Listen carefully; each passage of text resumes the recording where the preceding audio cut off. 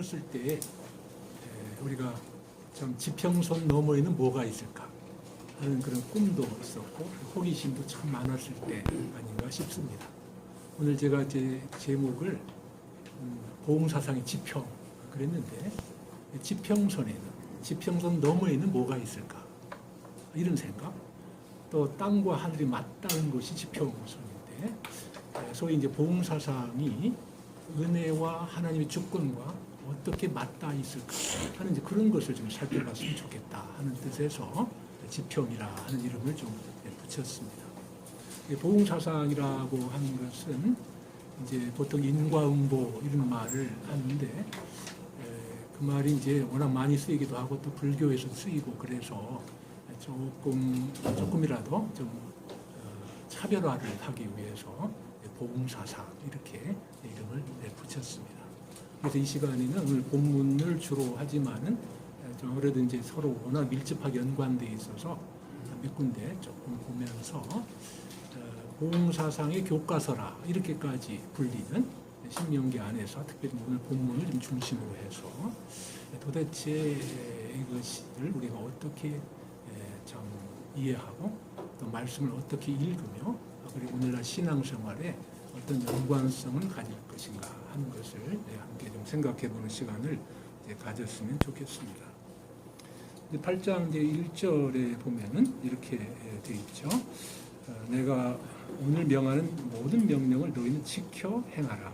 명령이 나옵니다. 그런데 그러하면이라고 하면서 앞에 것을 행하면 즉 조건이 나옵니다.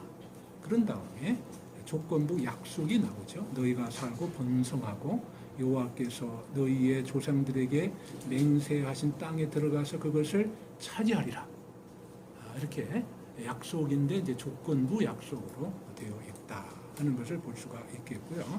좀 읽지는 못했습니다만 이제 19절에 보면은 또 반대편에서 볼게. 네가 만일 네 하나님 여호와를 잊어버리고 다른 신들을 따라 그들을 섬기며 그들에게 절하면 내가 너희에게 증거하노니 너희가 반드시 멸망할 것이다. 그러니까 내가 만일 이렇게 역시 조건적으로 나가죠.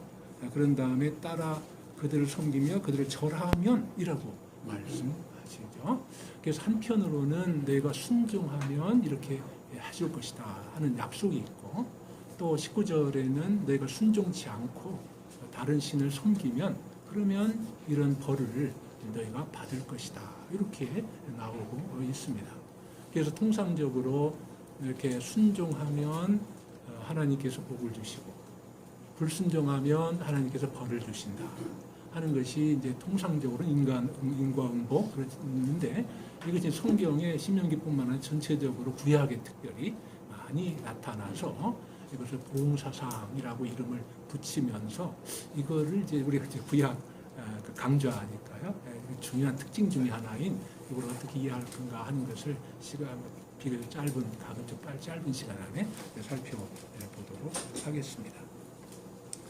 우선 이제 그 신명기 여기도 그렇고 이 보응사상이라고 하는 특징이 굉장히 인격적인 그런 표현으로 되어 있다 하는 얘기입니다.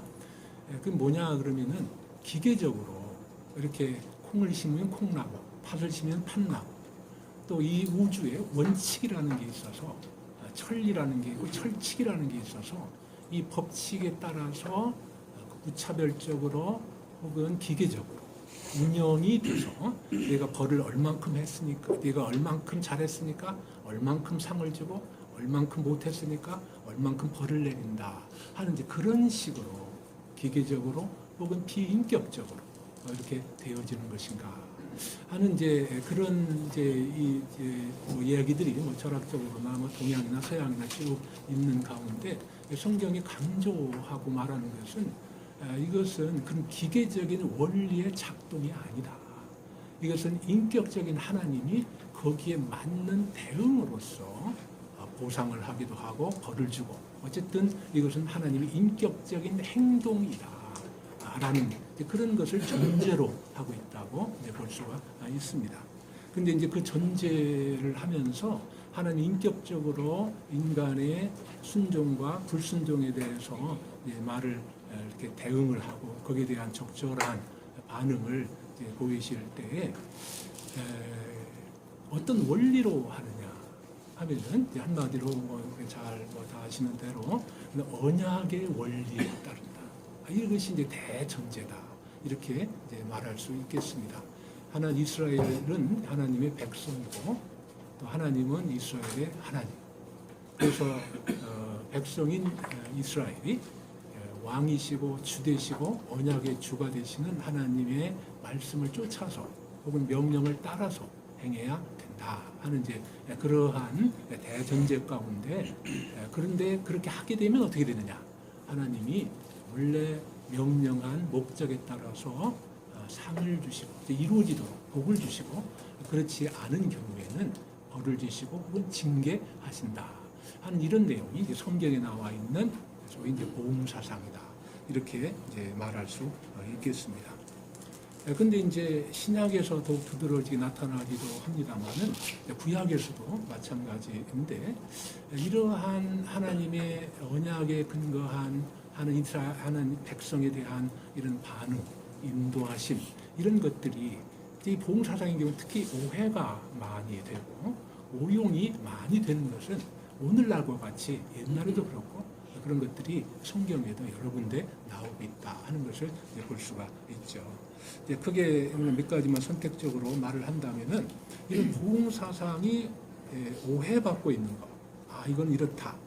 혹은 보응사상을 오해해서 생겨난 여러 가지 것들 몇 가지를 좀 보면 예를 들어서 율법주의라고 흔히 부르는 이런 것들도 많은 경우에 이제 하나님의 법에 대한 이해 또 보응사상에 대한 오해에서부터 온 측면이 많다 이렇게 볼 수가 있겠습니다.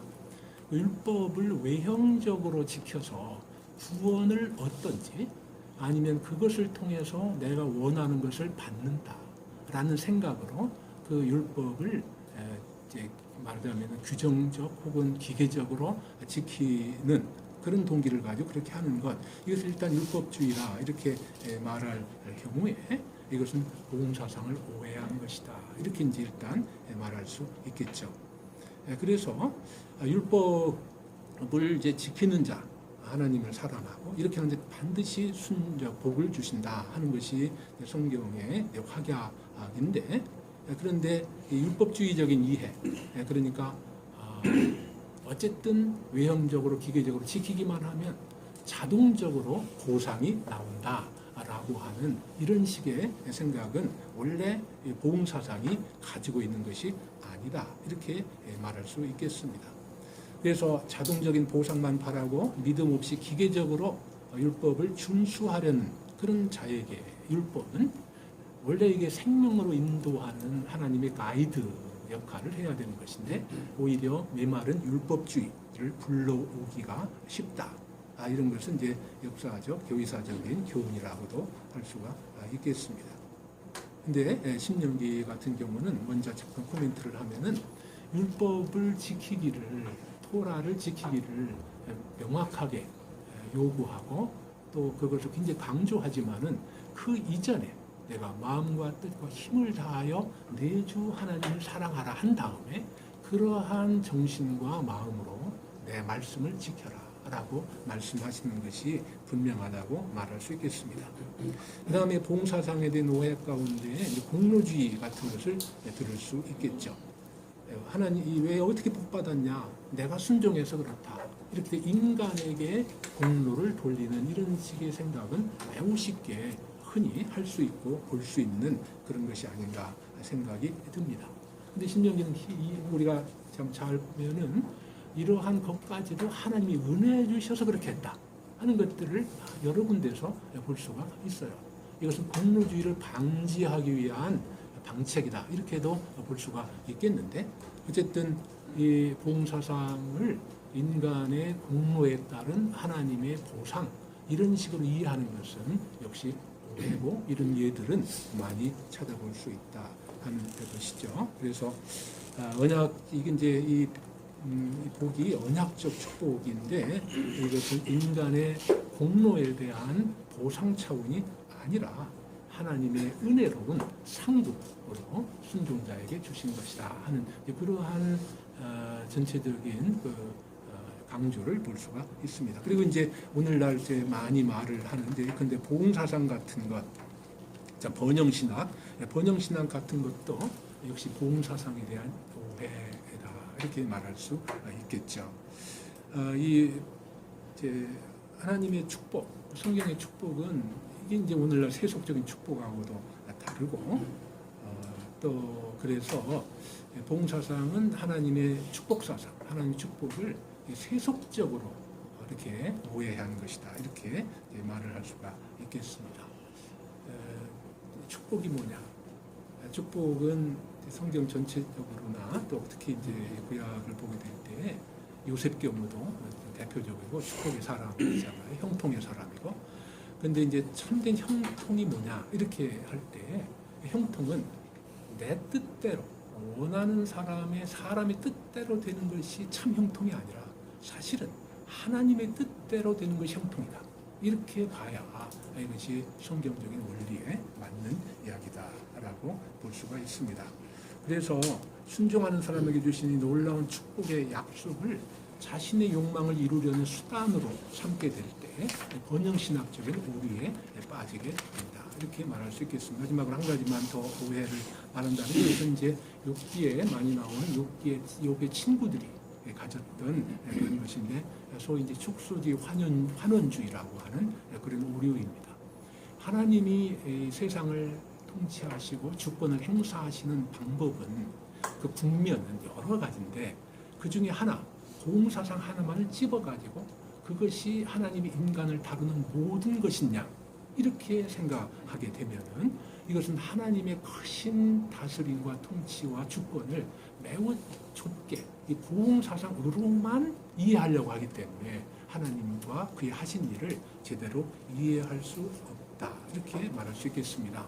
욥의 친구들이 욥이 당한 모든 고난과 재난은 불순종의 결과다, 죄 때문이다 이렇게 말해서 윽박지르는 것을 보게 되는데 그것은 축소주의 오류에 빠진 것이다 하는 것이죠. 그래서 보응사상 하나만 가지고 모든 하나님의 진리를 담아낼 수는 없다 하는 그런 측면에서 보응사상을 지나치게 크게 봐서 그것을 축소주의적으로 환원주의로 해서는 안 된다 이런 얘기를 할 수 있겠지만, 어쨌든 지금 이런 보응사상에 얽힌 오해와 왜곡이 사실은 적지 않은데 그것은 인간의 어떤 본성적인 측면과 결합돼서 해석의 착시 현상을 가져온 것이 아닌가 하는 생각을 갖게도 됩니다. 그런데 이제 제가 오늘 말하려고 하는 것은 이제 이것을 성경이 특히 이제 제가 신명기를 좀 오늘 하니까요,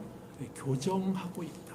스스로 교정적 기능과 역사와 말씀을 가지고 있다 하는 것을 말씀드려서 이제 많은 사람들이 신명기를 이제 보응사상의 교과서처럼 생각을 해서 그렇게만 일방적으로 이해하는 것이 아니고 신명기 자체도 그것을 스스로 교정하고 있다, 균형을 잡아주고 있다 하는 점을 조금 말씀을 드리려고 합니다. 그래서 이제 1상분대 보면은 그 앞에 보면은 7장 6절과 8절을 잠깐 보겠습니다.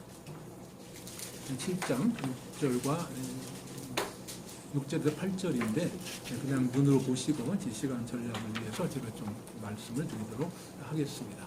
여기에 보면은 이스라엘을 하나님이 택하신 것이 왜 그러냐, 이스라엘을 하나님이 구원하신 게 왜 그러냐 이렇게 할 때 철저하고 기계적인 보응사상에 의하면 그것은 이스라엘이 뭐 순종해서 그렇든 뭔가 잘해서 그렇든 이렇게 말을 해야 될 것입니다.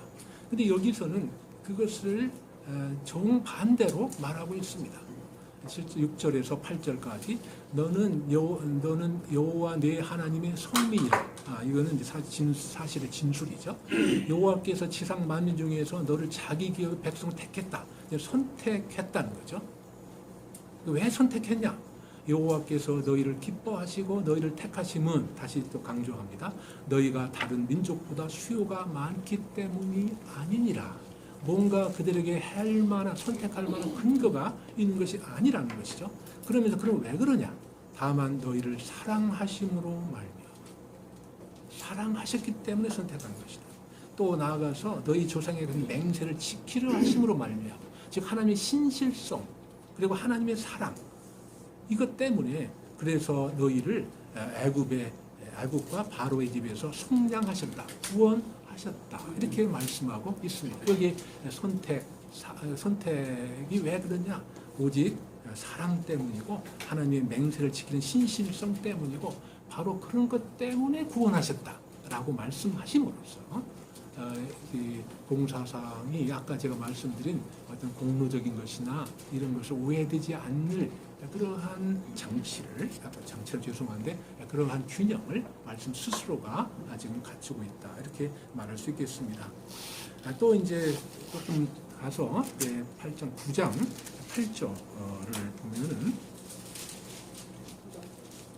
거기에서 이런 말씀이 나옵니다. 호렙산에서 너희가 여호와를 경록해 하셨다. 호렙에서 금송아지 이렇게 만들어가지고 경록해 하셨는데 그래서 여호와께서 진노하셨다. 그러면 이제 당연히 패턴이 멸망 이렇게 이제 나오는 것이죠. 이게 공사상의 원리죠. 너무나 당연한 패턴입니다. 근데 여기 보니까 멸하려 하셨느냐? 멸하지 않았습니다. 그러니까 멸해야 되고 멸하려 하셨는데 멸하는 게 마땅하고 멸해도 아무 말도 없는 아무 정당 어떤 잘못이 없는 그런 것이지만은 그러나 하나님은 멸하지 아니하셨다.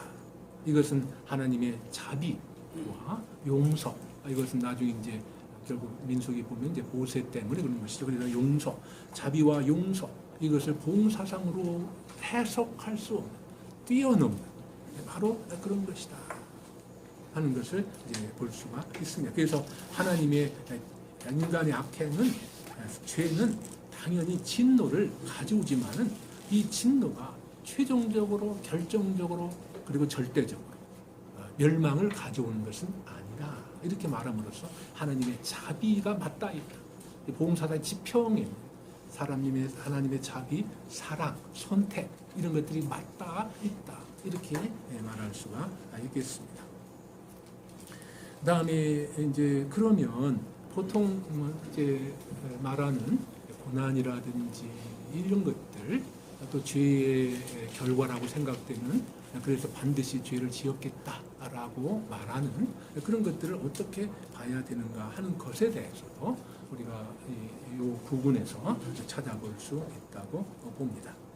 여기 이제 8장 2절 오늘 이제 읽은 말씀 거기에 보면은 이렇게 나오죠. 40년 동안 광야길을 이제 기억하라 하면서 이렇게 너를 낮추고 너를 시험했는데 왜 그러냐 하면은 너희가 명령을 지키는지 아니 지키는지 알려하려 하시니라 이렇게 나오고 있습니다. 이 40년의 방황이 죄 때문이다 반역 때문이다 하는 것은 민수기와 신명기 앞쪽에도 그렇게 나와 있습니다. 그게 틀린 말은 아닙니다. 그러나 그것이 하나님의 진실의 모든 것이 아니라는 것이죠. 여기서 강조하는 것은 그것은 하나님께서 너희를 고난이라는 게 뭐냐? 너희가 닥친, 내가 너에게 허락한 고난이라는 것은 뭐냐? 너희를 겸비케 하는 것이고, 너를 낮추어서 너를 시험. 여기서는 유혹이나 떨어뜨리려는 시험이 아니라 프로베이션.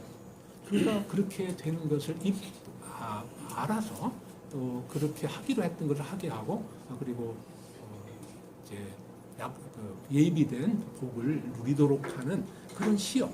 그래서 내 마음을 어떤지를 알게 하려는 그런 것이다. 이렇게 말씀하셔서 이것은 프로베이션적인 것이지 그런 시험적인 것이지 처벌로서만 이것을 이해할 수는 없다.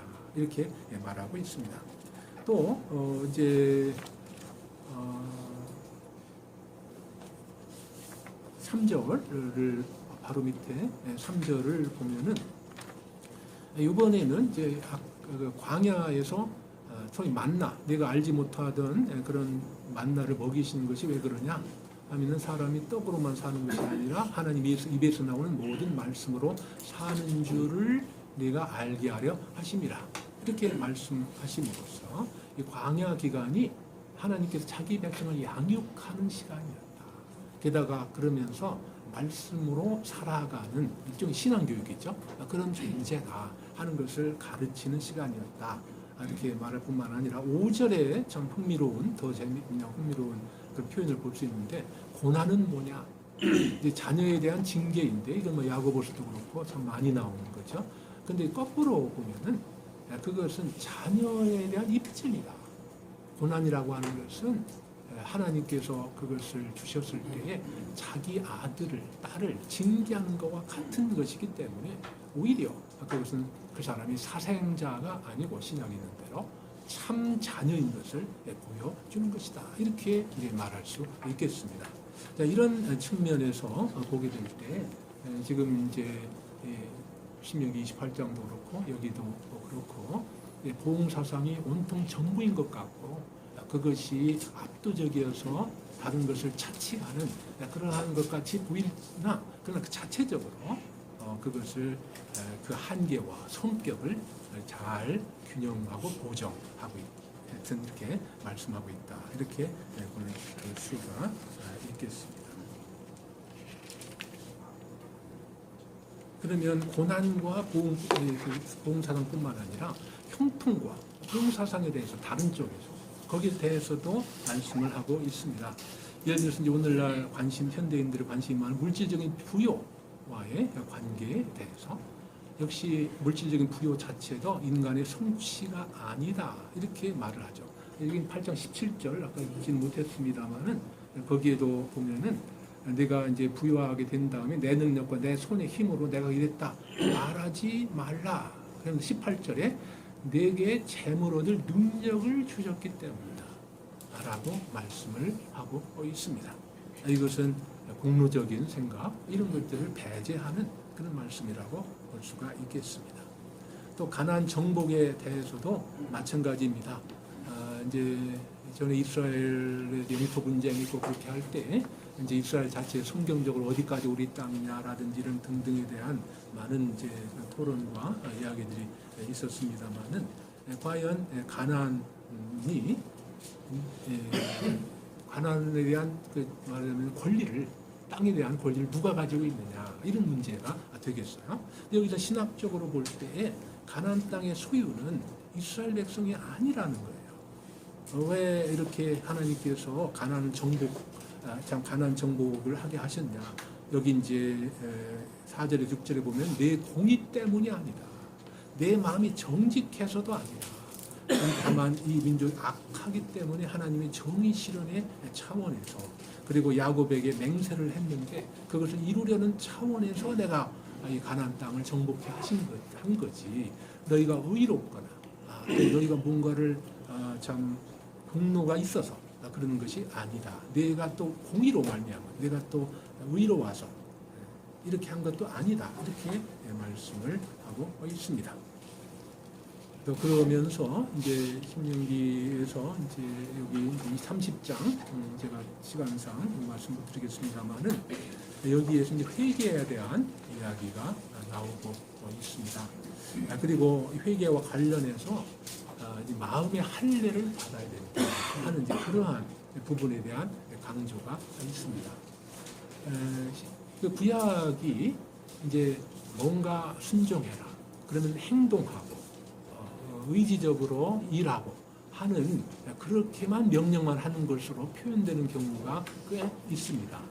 그렇지만은 그것이 그것만 나오는 게 아니라 다른 것과 함께 보면 특히 이제 신명기 같은 데 보면은 예를 들어서 이제 내가 왜 완악하냐 정말 말씀을 지키고 이렇게 돌이켜야 되는데 그래서 하나님만을 사랑하면서 이렇게 해야 되는데 왜 그렇게 완악하냐 마음의 할례를 받지 않았기 때문이다. 그러면서 내 마음의 할례를 행하라라고 명령합니다.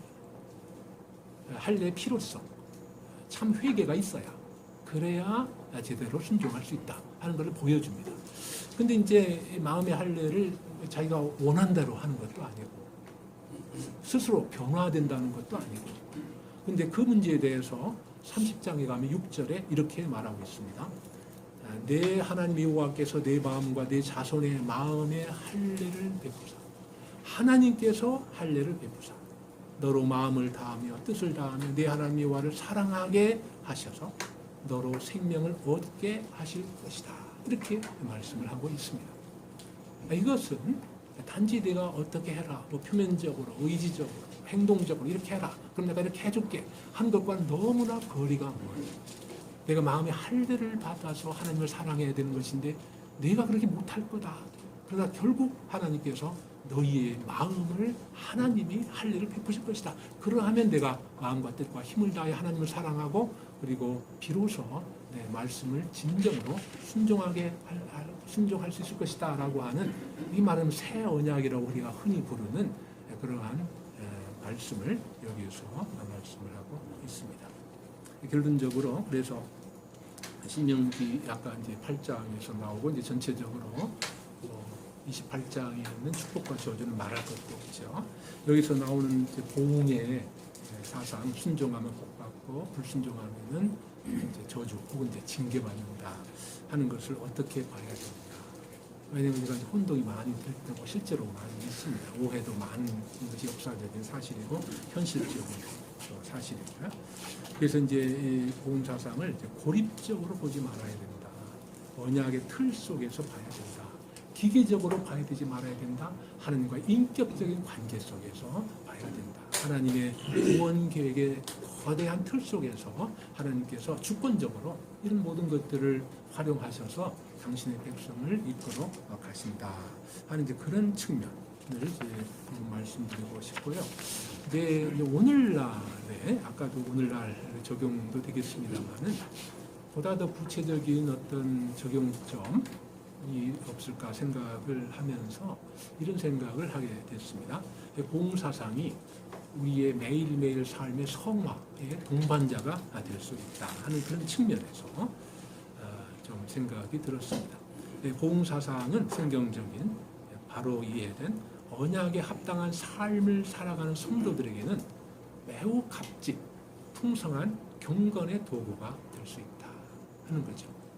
참 하나님께서 나의 마음으로 하는 여러 가지 것들을 그냥 거리치거나 그것을 넘어가거나 무시하거나 이렇게 하는 게 아니라 하나하나 우리를 살펴주신다. 그리고 갚아주신다. 라는 그런 측면에서 매우 훌륭한 경건의 도구가 될 수가 있다.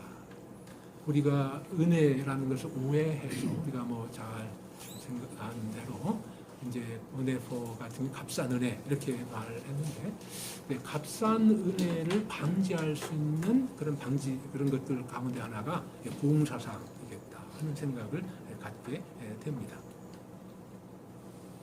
보네포가 이제 당시에 독일 교회가 연약해지고 능력과 영향력을 상실하게 된 원인을 교회가 값싼 은혜에 집착해 있었기 때문이다. 이렇게 이제 진단을 했고 그에게 값싼 은혜라는 게 뭐냐? 회개 없는 용서, 삶을 바꾸지 않고 용서만 가르치는 것, 십자가 없는 은혜, 희생이 없는 제자도, 그리스도를 따라가기를 원하고 축복받기를 원하지만은 희생을 거부하고 있는 성도들, 생활이 없는 그리스도, 삶이 없는 그리스도다. 이렇게 말을 하고 있습니다. 여기에서 상당 부분은 보응사상, 즉 하나님의 통치, 참 하나님께서 순종을 원하시고 또 명하시고 그렇게 할 때에 또 거기에 따라서 그 복에 내재된 은혜, 즉 축복을 주시고 또 불순종을 이제 금하시고 이렇게 말을 할 때 사실은 불순종을 금하는 것 자체 또 그렇게 심지어는 불순종해서 징계하시는 저주를 내린 그 자체가 결국은 회개를 위한 것이고 돌이키게 하기 위하시고 원래의 목적된 축복을 주시고자 합니다. 이렇게 보게 될 때 우리의 삶에서 보응사상의 적절한 자리가 있을 뿐만 아니라 하나님께서 그것을 지금도 여전히 귀하게 사용하신다. 오늘의 경건의 삶에도 성화의 동반자로서 또한 값싼 은혜가 아닌 진정한 그리스도의 제자도의 삶을 살아가는데 참 이 하나님께서 우리의 삶에 관여하시고 우리의 믿음과 순종의 삶에 반응하신다 라고 하는 이런 원칙은 우리 신앙생활에 매우 중요한 가이드라인이 여전히 될 수 있고 잘 활용함으로써 우리의 경건이 더욱더 깊고 우리의 삶이 더 진실할 수 있다는 그런 생각을 하게 되어서 말씀을 마치도록 하겠습니다.